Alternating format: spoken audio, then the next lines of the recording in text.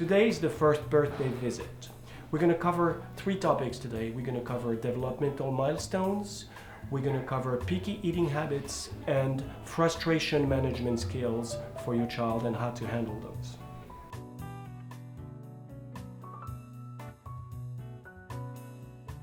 Well, the first thing we're going to talk about is language.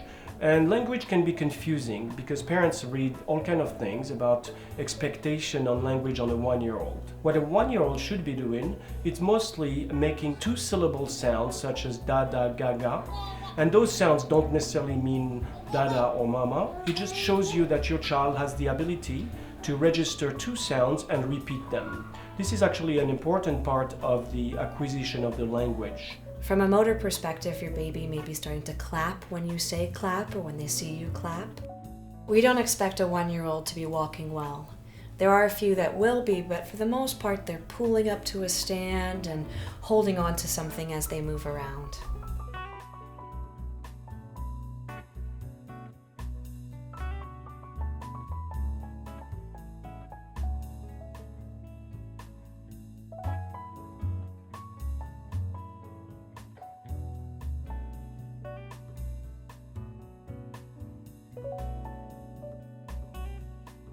Picky eating can often start at this point.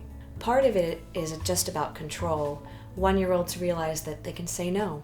No one wants their child to be a picky eater, yet most people feel like their children are picky eaters.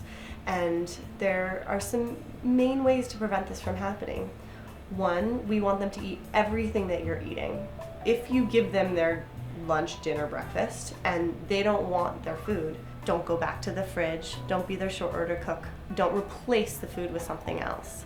We want them to know that this is their meal, and if they don't want it, no big deal. Initially, this picky eating habit is mostly for testing purposes.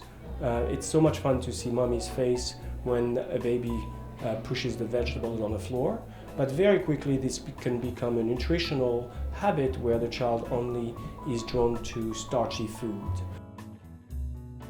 Your child no longer needs large amounts of milk. Some sources say that your baby needs at least 3 bottles of cow's milk a day. This is a myth. Your child is a human, not a cow, and if they have 3 large bottles of milk a day in addition to snacks, they've gotten all the calories they need and will not eat meals because they're full. You should only offer your baby milk and snacks if they're eating good meals and getting everything else they need in their diet.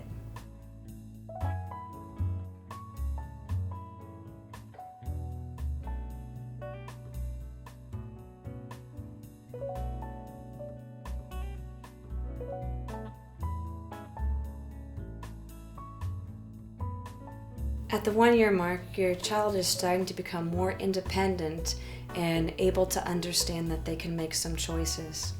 This also leads to lots of frustrations when they want things that you don't want to give them.